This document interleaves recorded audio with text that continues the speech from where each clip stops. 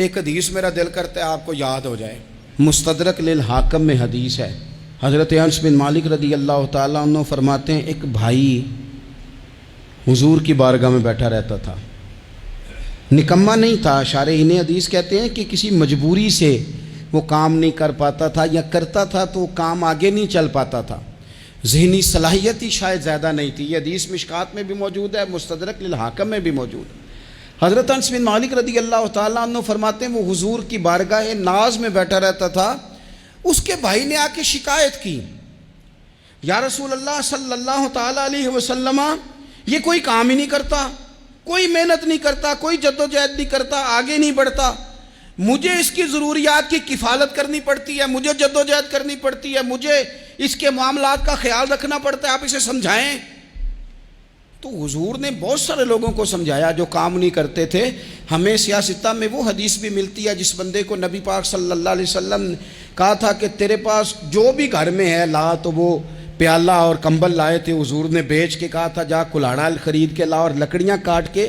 تو بیچ کے اپنا اور اپنے گھر والوں کا پیٹ پال۔ یہ ساری باتیں اپنی جگہ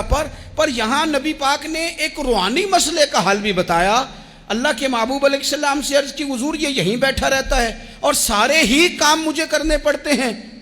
تو حضور نے نظر مبارک اٹھا کے بھائی کی جانب دیکھا جو بھائی کا شکوہ کر رہا تھا، تو قریب محبوب فرمانے لگے ہو سکتا ہے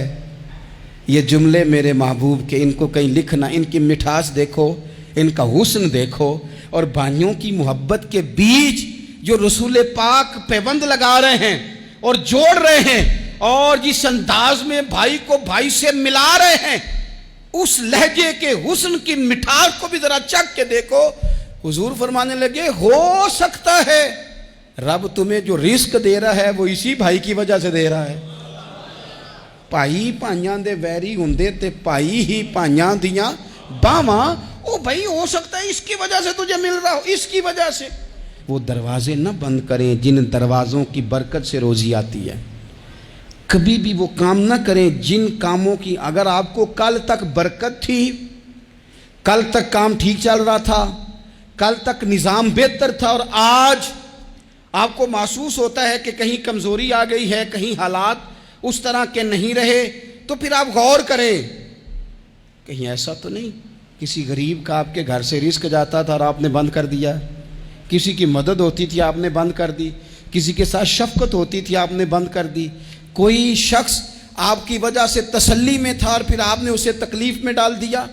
اللہ کے محبوب نے فرمایا تمہارے کمزوروں کی وجہ سے تمہیں رزق دیا جاتا ہے، تمہارے ضعیفوں کی وجہ سے تمہیں رزق دیا جاتا ہے۔ تم نے تو ایک بندہ یہ کہہ کے نکال دیا کہ جا تیری تنخواہ میں نہیں دے سکتا،